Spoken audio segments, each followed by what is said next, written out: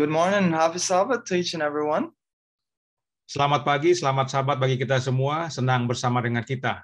Today's message is entitled Personality of God. Judul pada pagi hari ini adalah kepribadian dari Allah.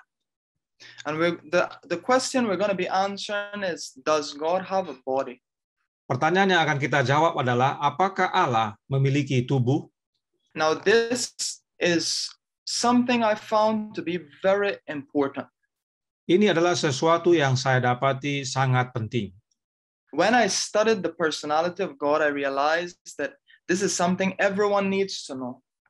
Pada waktu saya mempelajari tentang kepribadian Allah, saya melihat ini adalah sesuatu yang penting diketahui oleh semua orang. A lot of what I will be sharing with you, I found in a little booklet by James White by the same name of the sermon, Personality of God. Apa yang saya bagikan, saya temukan dalam sebuah booklet atau buku kecil yang ditulis oleh James White yang berjudul sama dengan judul khotbah pada pagi hari ini, yaitu kepribadian Allah. I would like to encourage everyone to read this little booklet. Saya menghimbau agar kita semua boleh membaca booklet tersebut. He is actually addressing those who believe in immateriality. Buku tersebut memberikan tanggapan kepada mereka yang percaya kepada tidak adanya sesuatu yang tidak ada, sesuatu yang tidak material. You see, those that believe in immateriality believe that God doesn't have a body or bodily parts, and that He is just an essence all through the universe. Bagi mereka yang tidak percaya adanya unsur material, percaya bahwa Allah itu tidak memiliki tubuh, tidak memiliki bagian-bagian tubuh, dan hanya merupakan suatu unsur atau esensi yang menyatu dengan alam semesta. Also, they believe that heaven is not a material place. Demikian juga mereka percaya bahwa surga itu bukanlah sesuatu yang nyata. But as you study the personality of God, you find also that it goes against the doctrine of the Trinity.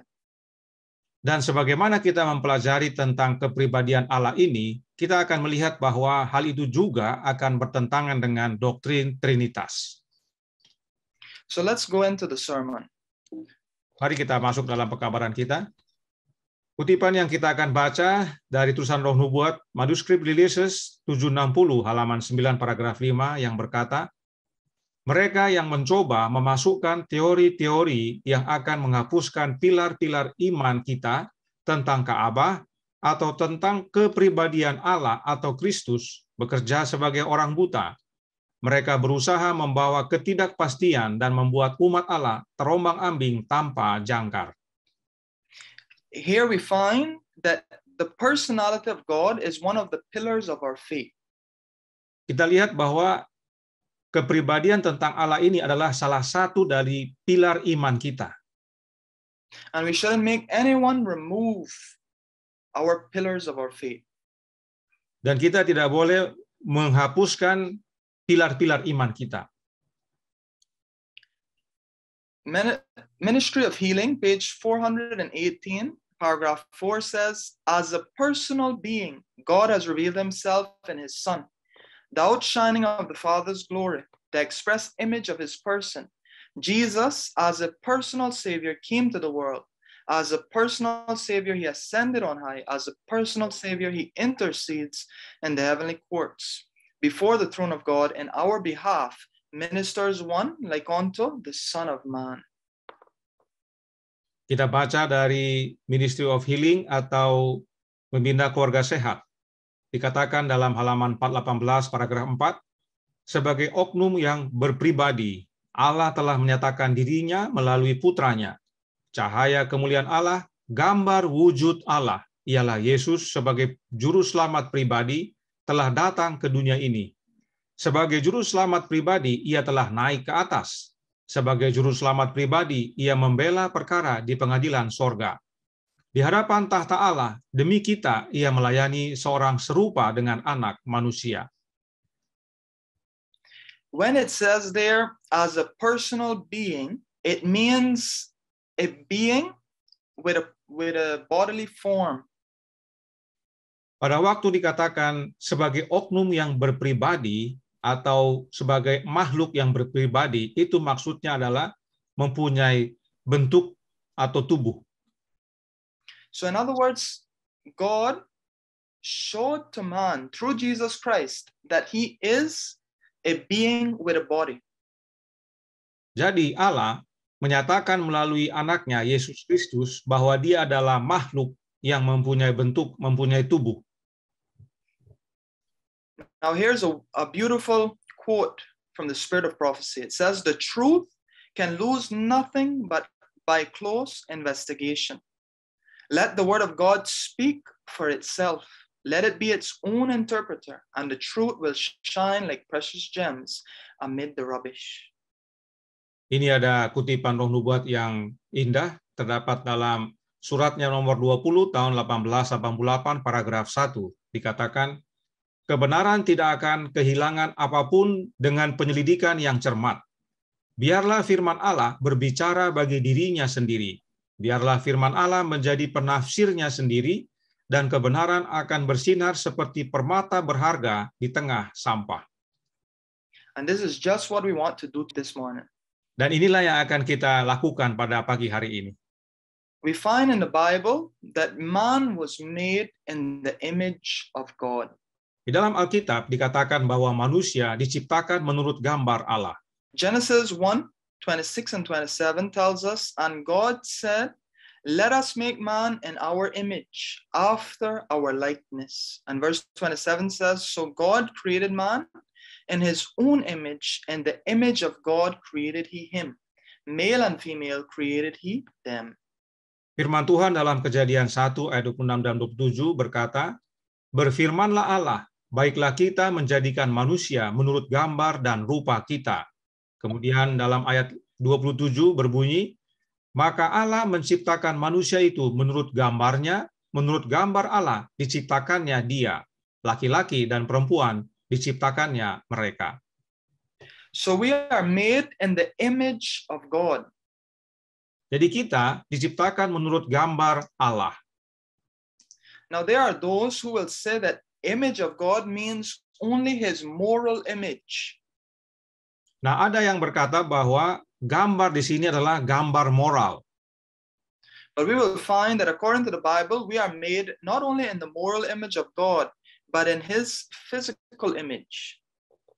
Dan Alkitab menyatakan kepada kita bahwa kita bukan hanya diciptakan menurut gambar moral Allah, tetapi juga gambar bentuknya. Kita baca Alkitab dalam Kejadian 9 ayat 6 yang berkata, "Siapa yang menumpahkan darah manusia, darahnya akan tertumpah oleh manusia. Sebab Allah membuat manusia itu menurut gambarnya sendiri." 1 Korintus 11 ayat 7, kita lanjutkan. "Sebab laki-laki tidak perlu menudungi kepalanya. Ia menyinarkan gambaran dan kemuliaan Allah, tetapi perempuan menyinarkan kemuliaan laki-laki." So here are two other verses that tell us that we are made in God's image. Dalam dua ayat ini dinyatakan kepada kita bahwa kita diciptakan menurut gambar Allah. Now notice something. In Genesis 1:26, it says, "And God said, let us make man in our image after our likeness."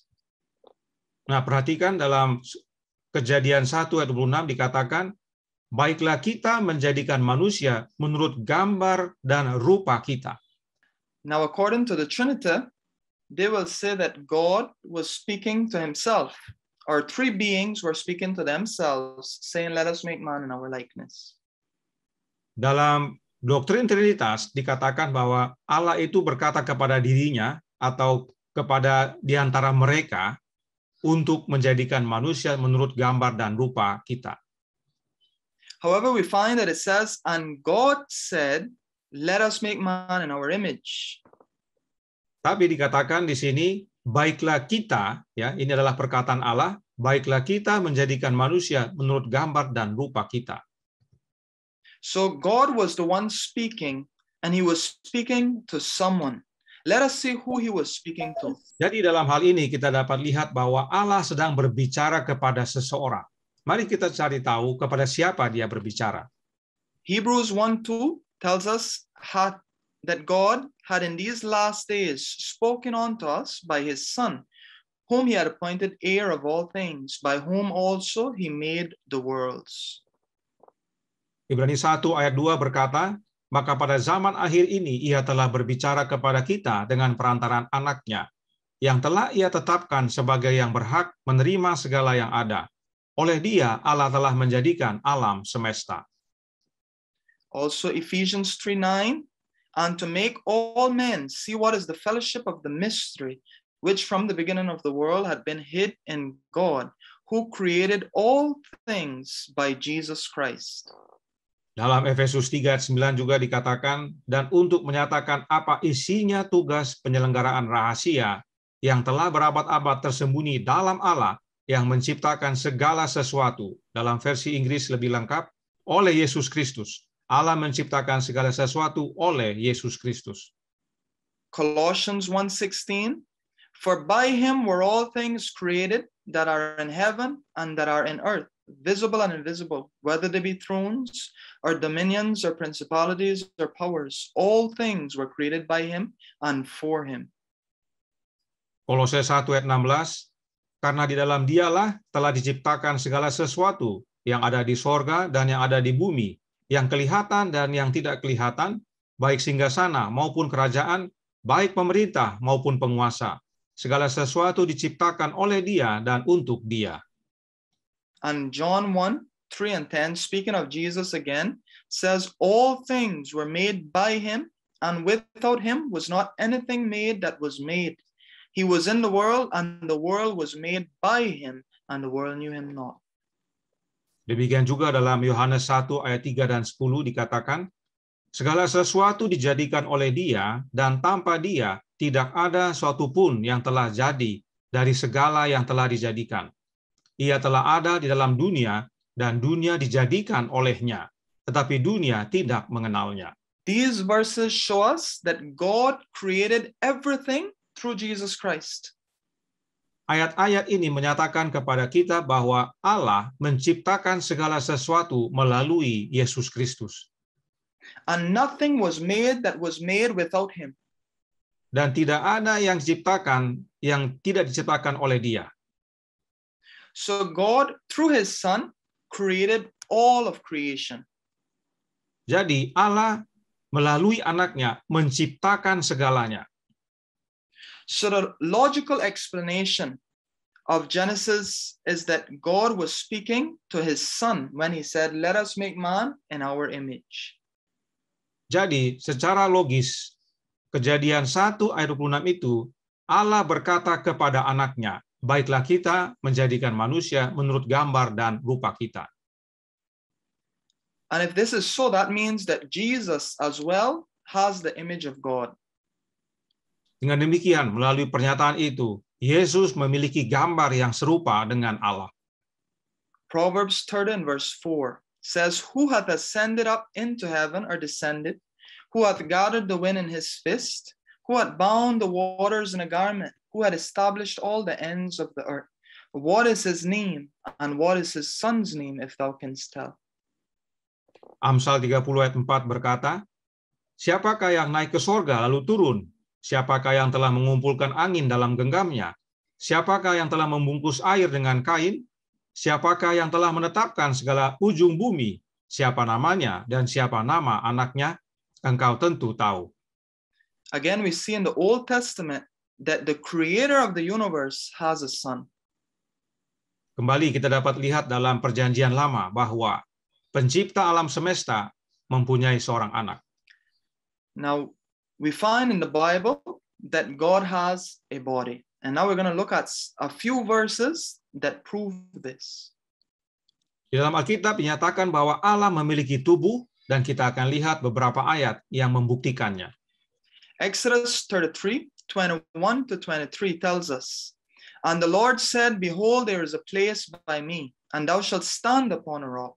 And it shall come to pass, while my glory passeth by, that I will put thee in a cliff of the rock, and will cover thee with mine hand, while I pass by. And I will take away mine hand, and thou shalt see my back parts, but my face shall not be seen.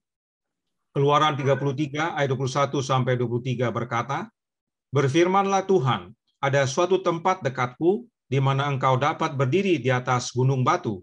Apabila kemuliaanku lewat, maka aku akan menempatkan engkau dalam lekuk gunung itu, dan aku akan menudungi engkau dengan tanganku sampai aku berjalan lewat. Kemudian aku akan menarik tanganku, dan engkau akan melihat belakangku, tetapi wajahku tidak akan kelihatan." Notice that according to this verse, God has hands, he has back parts, and he has a face. Perhatikan, berdasarkan ayat ini, Allah memiliki tangan, bagian belakang, dan wajah. But Moses was not going to see God's face. Tapi Musa tidak akan melihat wajah Allah. Here's another verse, Exodus 24:9-11. Then went up Moses and Aaron, Nadab and Abihu, and the 70 of the elders of Israel, and they saw the God of Israel, and there was under his feet, as it were a paved work of a sapphire stone, and as it were the body of heaven in his clearness. And upon the nobles of the children of Israel he laid not his hand. Also they saw God and did eat and drink. Keluaran 24 ayat 9-11 berkata, "Dan naiklah Musa dengan Harun, Nadab dan Abihu, dan 70 orang dari para tua-tua Israel. Lalu mereka melihat Allah Israel, kakinya berjejak pada sesuatu yang buatannya seperti lantai dari batu nilam, dan yang terangnya seperti langit yang cerah. Tetapi kepada pemuka-pemuka orang Israel itu tidaklah diulurkannya tangannya. Mereka memandang Allah, lalu makan dan minum." Again, we find that God has feet and hands. Kembali kita lihat bahwa Allah memiliki kaki dan tangan. And it says that the elders of Israel, they saw God. Dan dikatakan bahwa pemuka-pemuka Israel, mereka memandang Allah. Now, some of you might ask, but wasn't it Jesus that passed before Moses and that showed himself to the elders of Israel? Mungkin dari kita ada yang bertanya, bukankah Yesus yang lewat di hadapan Musa dan menunjukkan wajahnya kepada para pemuka orang Israel? Let us see what the spirit of prophecy has to say. It says, thousands of years before, Christ had shown to Moses the character of the Father, passing before him and proclaiming, the Lord God, merciful and gracious, long-suffering and abundant in goodness and truth, keeping mercy for thousands, forgiving iniquity and transgression and sin, and that will by no means clear the guilty. Dalam tulisan Roh Nubuat, Bible Training School, Oktober 1, 1902, paragraf 3, dikatakan, ribuan tahun sebelumnya, Kristus telah menunjukkan kepada Musa karakter Bapa, lewat di hadapannya dan menyatakan, Tuhan, Tuhan, Allah penyayang dan pengasih, panjang sabar, berlimpah kasihnya dan setianya, yang meneguhkan kasih setianya kepada beribu-ribu orang, yang mengampuni kesalahan, pelanggaran dan dosa, tetapi tidaklah sekali-kali membebaskan orang yang bersalah dari hukuman. Sebab janganlah engkau sujud menyembah kepada Allah lain, karena Tuhan yang namanya cemburuan adalah Allah yang cemburu. So it was Christ that passed before Moses, but he proclaimed the name of his father and the character of his father. Benar bahwa yang lewat di hadapan Musa adalah Kristus, namun Kristus menyatakan karakter nama daripada Bapanya. Here's another quote. Jesus Christ revealed the Father in his true character to the world, representing him as full of mercy, love, and light. Christ took upon him humanity in order that the light and radiance of divine love should not extinguish man. When Moses pleaded, I beseech thee, show me thy glory, he was placed in the cleft of the rock, and the Lord passed by before him. When Philip asked Christ to show them the Father, he said, he that had seen me had seen the Father.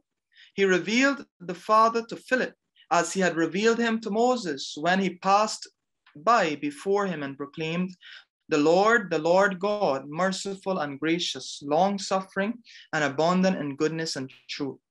Jesus proclaimed himself to the world as the perfect representation of the Father and invited the love and confidence of the world to be centered in the Father. Roh Nubuat berkata dalam Signs of the Times Agustus 20 tahun 1894 paragraf 7, Yesus mengungkapkan Bapa dalam karakter sejatinya kepada dunia, mewakilinya sebagai penuh belas kasih, cinta, dan terang. Kristus mengambil ke atas dirinya kemanusiaan agar cahaya dan pancaran cinta ilahi tidak memadamkan manusia. Ketika Musa memohon, perlihatkanlah kiranya kemuliaan-Mu kepadaku, dia ditempatkan di celah batu, dan Tuhan lewat di hadapannya. Ketika Filipus meminta Kristus untuk menunjukkan kepada mereka Bapa, dia berkata, barang siapa telah melihat aku, ia telah melihat Bapa. Dia mengungkapkan Bapa kepada Filipus. Dia mengungkapkan Bapa kepada Filipus seperti yang dia nyatakan kepada Musa ketika dia lewat di hadapannya dan menyatakan, Tuhan, Tuhan, Allah penyayang dan pengasih, panjang sabar, berlimpah kasihnya dan setianya. Yesus menyatakan dirinya kepada dunia sebagai representasi sempurna dari Bapa dan mengundang kasih dan kepercayaan dunia untuk berpusat pada Bapa. So we see here that Christ is the perfect representation of the Father. Kita lihat di sini dinyatakan oleh Roh Nubuat bahwa Kristus adalah representasi sempurna dari Bapa. He is God's representative. Dia adalah perwakilan daripada Bapa. And so it was Jesus that passed before Moses and revealed the Father to him. Jadi, Yesuslah yang lewat di hadapan Musa dan menyatakan Allah atau Bapa kepada Musa. So God decided to reveal to Moses through his son that he was a being with a body. Jadi Allah menyatakan kepada Musa melalui anaknya bahwa dia adalah makhluk yang mempunyai tubuh atau bentuk. So we see here that when we look to Christ, we have a revelation of the Father. Jadi bila mana kita melihat kepada Kristus, kita dapat melihat pernyataan Bapa. When we look at Jesus, we see God. Saat kita melihat Kristus, kita melihat Allah. And that's why we can understand this verse. John 1:18 says, no man had seen God at any time. The only begotten Son, which is in the bosom of the Father, he had declared him. Hal itu menolong kita untuk mengerti ayat ini, yaitu Yohanes 1 ayat 18 yang berkata, tidak seorang pun yang pernah melihat Allah, tetapi anak tunggal Allah yang ada di pangkuan Bapa, dialah yang menyatakannya. So no one has seen God, but through Jesus we can see him. Jadi tidak seorang pun pernah melihat Allah, tetapi melalui Yesus kita dapat melihat Dia. In Exodus chapter 33, there seems to be a contradiction. We find in verse 23 it says, and I will take away mine hand, and thou shalt see my back parts, but my face shall not be seen. Dalam Keluaran 33 ayat 23 ini ada terlihat kontradiksi. Dikatakan sana, kemudian aku akan menarik tanganku dan engkau akan melihat belakangku, tetapi wajahku tidak akan kelihatan. And in Exodus 33 verse 11 it says, and the Lord spake unto Moses face to face, as a man speaketh unto his friend. Nah, dikatakan dalam Keluaran 33 ayat 11, dan Tuhan berbicara kepada Musa dengan berhadapan muka, seperti seorang berbicara kepada temannya. So in one verse we find Moses could not see God's face, and in the next one he spoke face to face with God. Kita lihat di sini bahwa dalam ayat yang pertama dikatakan bahwa dia tidak bisa, yaitu Musa, tidak bisa melihat wajah Allah, tetapi dalam ayat berikutnya dikatakan bisa melihat, berbicara berhadapan muka. So let's make the Bible explain itself to us. Mari kita izinkan Alkitab menjelaskan dirinya sendiri kepada kita. Numbers 12:5-8 tells us, and the Lord came down in the pillar of the cloud and stood in the door of the tabernacle and called Aaron and Miriam, and they both came forth. And he said, hear now my words. If there be a prophet among you, I, the Lord, will make myself known unto you in a vision, and will speak unto him in a dream.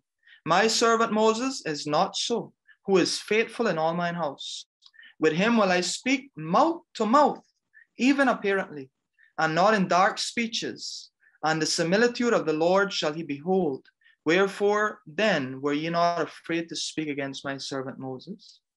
Bilangan 12 ayat 5-6 berkata, lalu turunlah Tuhan dalam tiang awan dan berdiri di pintu kemah itu, lalu memanggil Harun dan Miriam, maka tampillah mereka keduanya. Lalu berfirmanlah ia, dengarlah firmanku ini, jika di antara kamu ada seorang nabi, maka aku Tuhan menyatakan diriku kepadanya dalam penglihatan. Aku berbicara dengan dia dalam mimpi. Bukan demikian hambaku Musa, seorang yang setia dalam segenap rumahku. Berhadap-hadapan aku berbicara dengan dia, terus terang, bukan dengan teka-teki, dan ia memandang rupa Tuhan. Mengapakah kamu tidak takut mengatai hambaku Musa? Notice it says that the Lord came down and stood in the door of the tabernacle. Perhatikan dikatakan, lalu turunlah Tuhan dan berdiri di depan pintu kemah itu. God must have a body and be in one place to be able to come down and stand at the door of the tabernacle. Allah itu memiliki tubuh yang mana dapat turun dan berdiri di depan pintu kemah. Notice he says that with a prophet, God would speak through visions and dreams. Perhatikan juga dikatakan bahwa Allah berbicara kepada Nabi melalui penglihatan dan mimpi. But with Moses, he will speak how? Mouth to mouth. Tapi dengan Musa, dia berbicara berhadap-hadapan. So when the Bible says that Moses spoke face to face with God, it means that he spoke mouth to mouth. Jadi pada waktu Alkitab katakan berbicara berhadapan muka, itu maksudnya memang saling berhadapan. Yes, they were face to face, but we find that Moses could not see God's face, but he could hear him speak, and so they were face to face. Pernyataan berhadapan muka ini menyatakan bahwa mereka berbicara satu sama lain saling mendengar, tetapi Musa tidak dapat melihat langsung muka Allah. Also, it says there that the similitude of the Lord shall he behold. And we saw that this happened, right? Moses saw the parts of the Lord. Juga dikatakan bahwa ia memandang rupa Tuhan. Dan ini juga yang telah dilihat oleh Musa, yaitu bagian belakangnya. Now we see another verse that shows us that God has a body. Daniel 7 and verse 9. Daniel has a vision and he says, I beheld till the thrones were cast down, and the Ancient of Days did sit, whose garment was white as snow, and the hair of his head like the pure wool. His throne was like the fiery flame, and his wheels as burning fire. Kembali Daniel 7 ayat 9 membuktikan bahwa Allah mempunyai tubuh, dikatakan, sementara aku terus melihat, tahta-tahta diletakkan, lalu duduklah yang lanjut usianya, pakaiannya putih seperti salju, dan rambutnya bersih seperti bulu domba. Kursinya dari nyala api dengan roda-rodanya dari api yang berkobar-kobar. Daniel sees the Ancient of Days, which is God the Father, and he is seated. Daniel melihat kepada yang lanjut usianya, yaitu Allah Bapa, dan Allah Bapa duduk. And also we find there God has a garment. Dan dikatakan di sana bahwa Allah Bapa mempunyai rambut. He has hair on his head and he has a throne. Dia mengenakan pakaian dan dia mempunyai rambut di kepalanya dan dia mempunyai tahta. In verse 13 it says, I saw in the night visions, and behold, one like the Son of Man came with the clouds of heaven, and came to the Ancient of Days, and they brought him near before him. Dalam ayat 13 Daniel lanjutkan, aku terus melihat dalam penglihatan malam itu, tampak datang dengan awan-awan dari langit seorang seperti anak manusia. Datanglah ia kepada yang lanjut usianya itu, dan ia dibawa ke hadapannya. Now Jesus comes into the picture. Sekarang Yesus tampil dalam penglihatan ini. And it says that he came to the Ancient of Days, and he was brought near before him. Dikatakan bahwa Yesus datang kepada yang lanjut usianya dan dibawa ke hadapannya. If God does not have a body, and he is everywhere, then Jesus could not be brought near to God, for God would be already as near as he could be to him. Jika Allah dikatakan tidak mempunyai tubuh dan dia hadir di mana-mana, maka Yesus tidak dapat dibawa ke hadapannya, untuk dekat ke hadapannya. Karena kalau memang sudah di mana-mana, berarti sudah dekat. So Jesus would not be able to be brought near. If God was here all around, how could I be brought near to him if he is already near? Jadi ini membuktikan bahwa Allah mempunyai tubuh sebab Yesus dibawa ke hadapannya untuk dekat kepada Bapanya. Kalau memang Bapa itu adalah yang hadir di mana-mana, yang tidak mempunyai tubuh, artinya Yesus tidak perlu dibawa ke hadapannya lagi. Sudah di mana-mana, sudah dekat dengan Yesus. Now we will look at Jesus. Now notice that we just read that Jesus, it says the Son of Man. So Jesus, with his human nature, stands in heaven before God. Perhatikan bahwa Yesus digambarkan seperti anak manusia dan dia berdiri di hadapan Allah di sorga. So Jesus must himself have a body as well. Karenanya Yesus mempunyai tubuh atau bentuk juga. Hebrews 1:1-3 tells us that God, who at sundry times and in divers manners spake in time past unto the fathers by the prophets, hath in these last days spoken unto us by his Son, whom he had appointed heir of all things, by whom also he made the worlds, who being the brightness of his glory and the express image of his person. Ibrani 1 ayat 1-3 berkata, setelah pada zaman dahulu Allah berulang kali dalam pelbagai cara berbicara kepada nenek moyang kita dengan perantaraan nabi-nabi, maka pada zaman akhir ini ia telah berbicara kepada kita dengan perantaraan anaknya yang telah ia tetapkan sebagai yang berhak menerima segala yang ada. Oleh dia Allah telah menjadikan alam semesta. Ia adalah cahaya kemuliaan Allah dan gambar wujud Allah. So Jesus is the express image of God's person. Jadi Yesus adalah gambar wujud Allah. He is the perfect image of God. Yesus adalah gambar sempurna dari Allah. And that is why God could say to Jesus, let us make man in our image. Dan oleh karena itulah Allah dapat berkata kepada Yesus anaknya, mari kita menjadikan manusia menurut gambar dan rupa kita. Jesus says in John 5:37, and the Father himself which had sent me had borne witness of me. Ye have neither heard his voice at any time, nor seen his shape.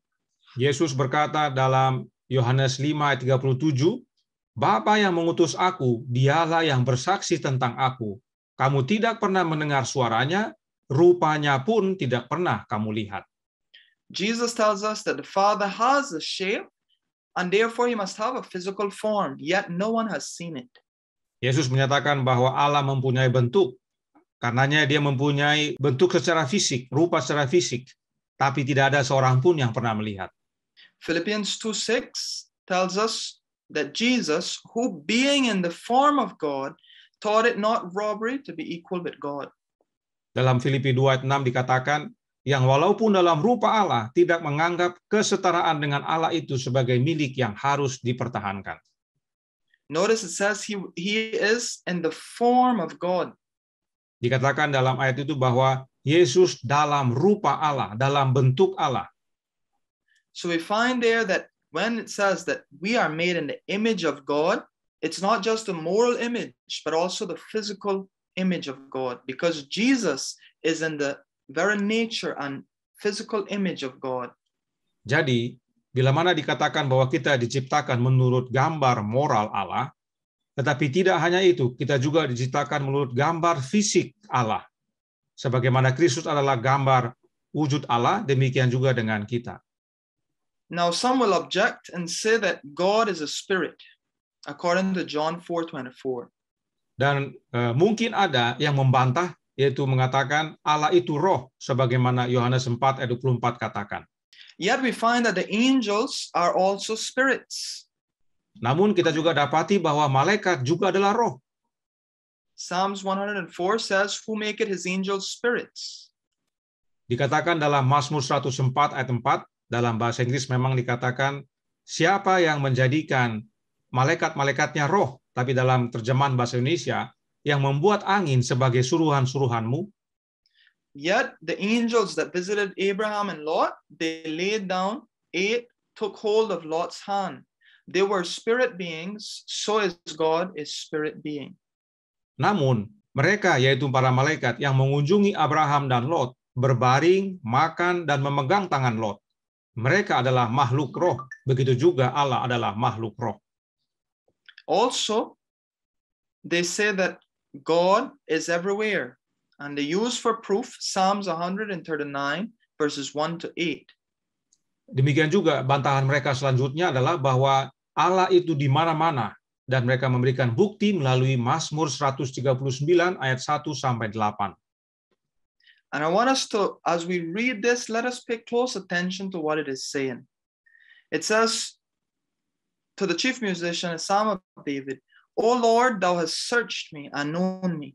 Thou knowest my down sitting and mine uprising. Thou understandest my thought afar off.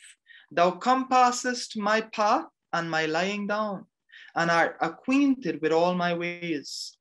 For there is not a word in my tongue, but lo, O Lord, thou knowest it altogether. Thou hast beset me behind and before, and laid thine hand upon me. Such knowledge is too wonderful for me. It is high, I cannot attain unto it. Whither shall I go from thy spirit? Or whither shall I flee from thy presence? If I ascend up into heaven, thou art there. If I make my bed in hell, behold, thou art there. Sebagaimana kita membaca perikop ini, tolong diperhatikan. Kita baca, untuk pemimpin biduan, Mazmur Daud, Tuhan, Engkau menyelidiki dan mengenal aku. Engkau mengetahui kalau aku duduk atau berdiri. Engkau mengerti pikiranku dari jauh. Engkau memeriksa aku kalau aku berjalan dan berbaring, segala jalanku kau maklumi. Sebab sebelum lidahku mengeluarkan perkataan, sesungguhnya semuanya telah kau ketahui, ya Tuhan. Dari belakang dan dari depan, engkau mengurung aku, dan engkau menaruh tanganmu ke atasku. Terlalu ajaib bagiku pengetahuan itu, terlalu tinggi, tidak sanggup aku mencapainya. Kemana aku dapat pergi menjauhi rohmu? Kemana aku dapat lari dari hadapanmu? Jika aku mendaki ke langit, engkau di sana. Jika aku menaruh tempat tidurku di dunia orang mati, di situ pun engkau. We cannot deny the fact that God is omnipresent. Kita tidak dapat menyangkal fakta bahwa Allah itu hadir di mana-mana. We see it in all of these verses. Dapat kita lihat dalam ayat-ayat ini. Yet notice how God is omnipresent. Tapi dapat kita lihat juga bahwa Allah yang hadir di mana-mana ini, David says in verse 7, whither shall I go from thy spirit, or whither shall I flee from thy presence? Daud berkata dalam ayat 7, kemana aku dapat pergi menjauhi rohmu, kemana aku dapat lari dari hadapanmu. Notice the parallelism. Perhatikan paralelnya. He says the idea in these words, whither shall I go from thy spirit, and then repeats the same idea with the words, whither shall I flee from thy presence? Perhatikan bagaimana Daud menghubungkan kedua kalimat ini. Yang pertama dia katakan, kemana aku dapat pergi menjauhi rohmu. Persamaannya dia lanjutkan dalam kalimat berikutnya, kemana aku dapat lari dari hadapanmu. Therefore, the omnipresence of the Lord is his spirit. Oleh karenanya, kemahadiran daripada Allah adalah rohnya. So the spirit is God's presence with us, his representative. Jadi, rohnya Allah itu adalah kehadiran Allah bersama kita. Itulah perwakilannya. And you see, this is where this contradicts the doctrine of the Trinity. Dan bila mana kita pahami ini, kita bisa lihat bahwa ini bertentangan dengan doktrin Trinitas. Because according to the doctrine of the Trinity, the Holy Spirit is a different being than the Father and the Son. Sebab menurut doktrin Trinitas, bahwa roh itu adalah makhluk yang lain yang berbeda dengan Bapa dan Anak. But we find, according to the Bible, the personality of God is that he is present. The Father is present by his Spirit. Dan namun berdasarkan Alkitab, Allah Bapa hadir oleh kehadiran rohnya. And so it is with Jesus. Demikian juga dengan Yesus. We find that God is a bodily person. Kita dapati bahwa Allah itu adalah makhluk yang mempunyai tubuh. And Jesus is the Son of God and also has a body. Yesus anak Allah juga mempunyai tubuh. And though they are in one place, they are still present by their spirit. Meskipun mereka ada pada satu tempat, tapi mereka dapat berada di mana-mana dengan kehadiran roh mereka. So God in his bodily form is not here on this earth, but is in somewhere else. And where is that? We find in Matthew 6:9 and Luke 11:2. Jesus tells us, "Our Father which art in heaven." Jadi, Allah yang memiliki tubuh berada pada satu tempat. Di mana dia? Ada dalam sorga. Dikatakan dalam Matius 6 ayat 9 dan Lukas 11 ayat 2, Bapa kami yang di sorga. So God is not here. He's not in Indonesia in bodily form, but rather he is in heaven. Jadi, secara tubuh, Bapa tidak berada di sini, di Indonesia, tetapi dia berada di sorga. Yet he is present with us by his Spirit. Namun, dia hadir bersama kita oleh kehadiran rohnya. Is that clear? Apakah ini dapat diterima dengan jelas? You see, those who believe in immateriality will say that God is a spirit and is everywhere present, but he is not in just one place like the Bible tells us. Jadi, mereka yang percaya imaterialis tadi, yaitu yang tidak percaya Allah itu mempunyai wujud, imaterialis artinya tidak berwujud, mereka menyatakan bahwa Allah itu ada di mana-mana. Mereka tidak menyatakan bahwa dia ada di satu tempat, tapi di mana-mana. Padahal Alkitab katakan Bapa ada di sorga. You see, if God is only a spirit and he is everywhere, then the Bible, when it says that God is in heaven, then it means that heaven is everywhere. Saudaraku dalam Tuhan, bila mana kita menyatakan bahwa Allah itu roh dan dia di mana-mana, ya, tidak ada tubuhnya, dia di mana-mana, maka pada saat Alkitab katakan Bapa kita ada di sorga, maka sorga itu juga di mana-mana. So when we read of Elijah in 2 Kings 11, that he went up by a whirlwind into heaven, and of Enoch in Genesis 5:24, that he walked with God and was not, for God took him. Alkitab berkata tentang Elia dalam 2 Raja-Raja 2:12, naiklah Elia ke sorga dalam badai angin. Kemudian tentang Henok dalam Kejadian 5:24, Henok hidup bergaul dengan Allah, lalu ia tidak ada lagi sebab ia telah diangkat oleh Allah. We must believe that they were taken up and then just disappeared like a vapor into the whole universe. Kita harus percaya bahwa keduanya diangkat dan menghilang seperti lenyap. It makes no sense, and we know this is not biblical. Sepertinya tidak masuk akal dan tidak alkitabiah. Jesus is said to be on the right hand of the Majesty on high, according to Hebrews 1:3. Yesus dikatakan berada di sebelah kanan yang maha besar di tempat yang tinggi, menurut Ibrani 1 ayat 3. Mark 16:19 tells us, so then after the Lord had spoken unto them, he was received up into heaven and sat on the right hand of God. Dalam Markus 16 ayat 19 dikatakan, sesudah Tuhan Yesus berbicara demikian kepada mereka, terangkatlah ia ke sorga, lalu duduk di sebelah kanan Allah. So Jesus, when he was risen, he went to heaven and sat at God's right hand.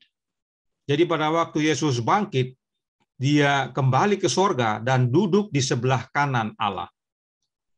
Notice that Christ arose from the dead with a physical form. Perhatikan bahwa Kristus bangkit dari kematian dengan wujud fisik. Matthew 28 and verse 6, we find that the angel told the women, he is not here, for he is risen as he said. Dalam Matius 28 ayat 6, para malaikat menyatakan kepada wanita-wanita itu, ia tidak ada di sini, sebab ia telah bangkit, sama seperti yang telah dikatakannya. If Jesus resurrected without a body and is everywhere present, then how could the angels say that he is not here, he is risen? Jadi, bila mana ada yang mengatakan bahwa Yesus bangkit dan dia tidak memiliki tubuh, dia hadir di mana-mana, lalu bagaimana bisa malaikat ini berkata, ia tidak di sini sebab ia telah bangkit? He must have risen with a body. Dia pasti bangkit dengan tubuh. And this is proven by verse 9. It says, and as they went to tell his disciples, behold, Jesus met them, saying, all hail. And they came and held him by the feet, and they worshipped him. Dan terbukti bahwa Yesus bangkit memiliki tubuh, dalam Matius 28 ayat 9 dikatakan, tiba-tiba Yesus berjumpa dengan mereka dan berkata, salam bagimu. Mereka mendekatinya dan memeluk kakinya serta menyembahnya. They held Jesus by the feet. Mereka memeluk kakinya. Also Luke 24:39 to 43. Jesus told them, behold my hands and my feet, that it is myself. Handle me and see, for a spirit hath not flesh and bones, as ye see me have. And when they had thus spoken, he showed them his hands and his feet. And while they yet believed not for joy, and wondered, he said unto them, have ye here any meat? And they gave him a piece of broiled fish and honeycomb, and he took it and did eat before them. Demikian juga dalam Lukas 24 ayat 39 sampai 43. Lihatlah tanganku dan kakiku, aku sendirilah ini. Rabalah aku dan lihatlah. Karena hantu tidak ada daging dan tulangnya, seperti yang kamu lihat ada padaku. Sambil berkata demikian, ia memperlihatkan tangan dan kakinya kepada mereka, dan ketika mereka belum percaya karena girangnya dan masih heran, berkatalah ia kepada mereka, adakah padamu makanan di sini? Lalu mereka memberikan kepadanya sepotong ikan goreng. Ia mengambilnya dan memakannya di depan mata mereka. We see that Jesus has hands and feet, and he told his disciples, handle me, touch me. Kita lihat bahwa Yesus memiliki tangan dan kaki, dan dia bilang kepada para muridnya, raba, jamah saya. And he even ate before them. Dan bahkan Yesus makan di hadapan mereka. Acts 1:9 to 11. It says, and while they looked steadfastly toward heaven as he went up, behold, two men stood by them in white apparel, which also said, ye men of Galilee, why stand ye gazing up into heaven? This same Jesus, which is taken up from you into heaven, shall so come in like manner as ye have seen him go into heaven.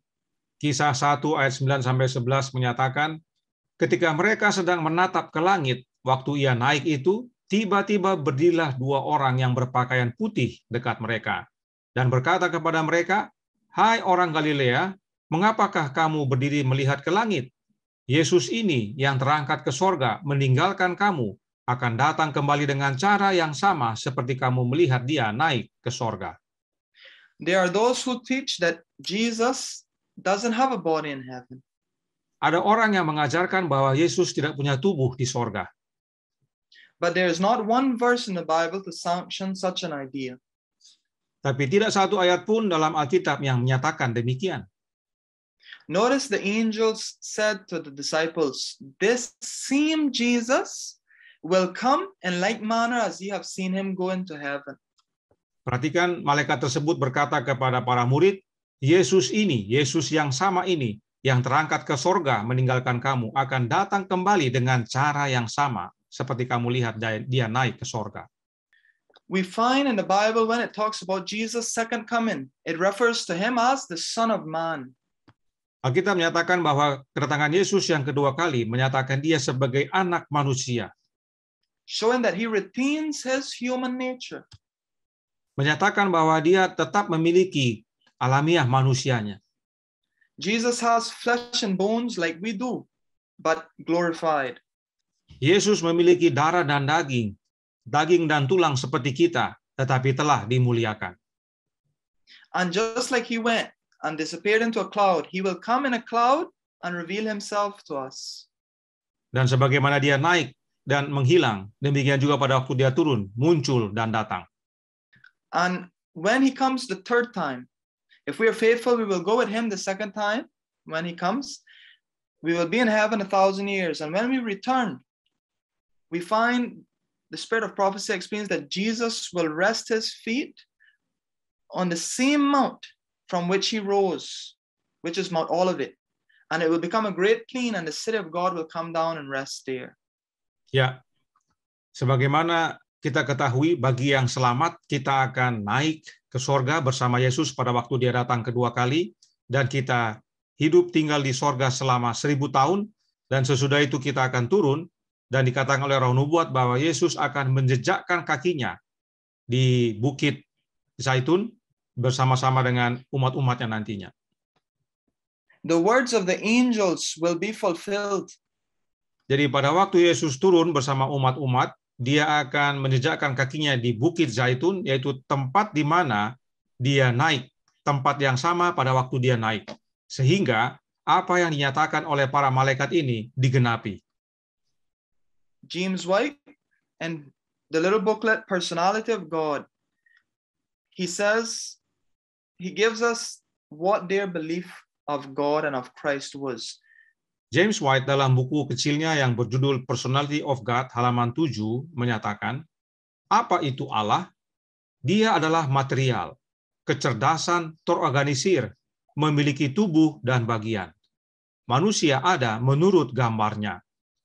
Apa itu Yesus Kristus? Dia adalah putra Allah, dan seperti Bapanya, menjadi cahaya kemuliaan Bapanya dan gambaran wujud dari pribadinya.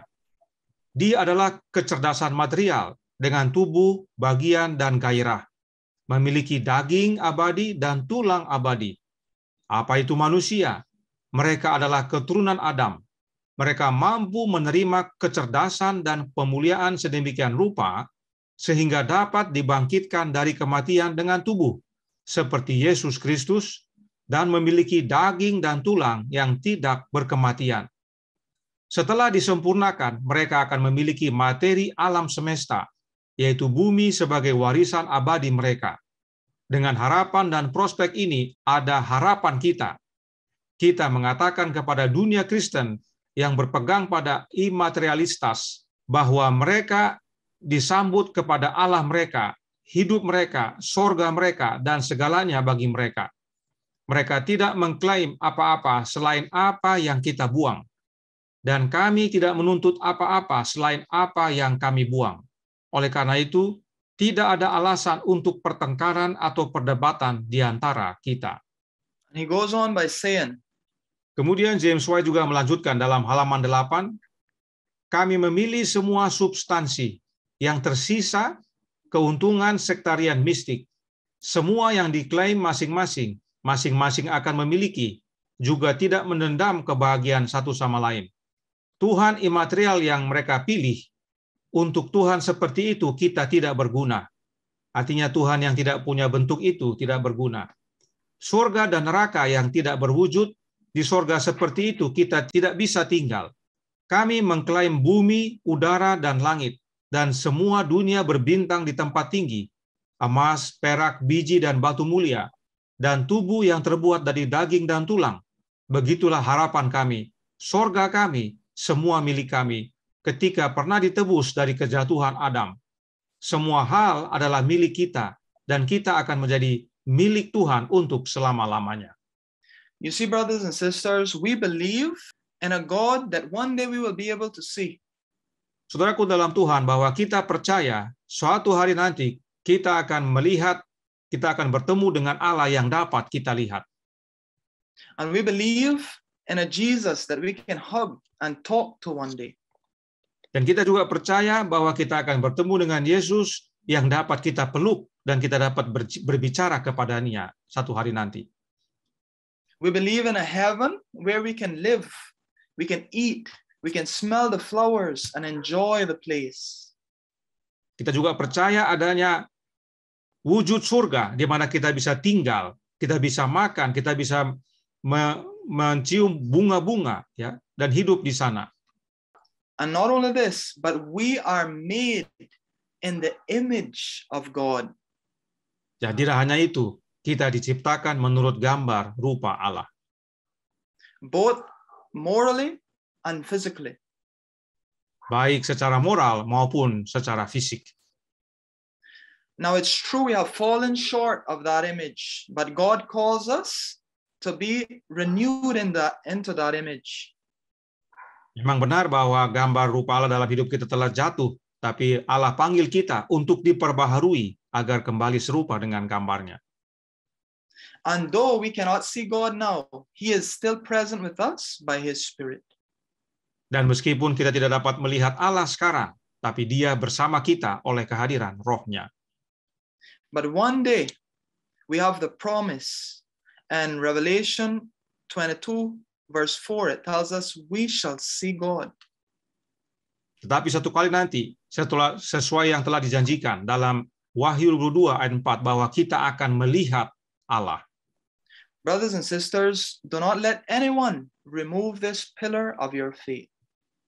Saudaraku dalam Tuhan, jangan ada seorang pun yang menghapuskan atau memindahkan pilar iman kita ini dari hidup kita.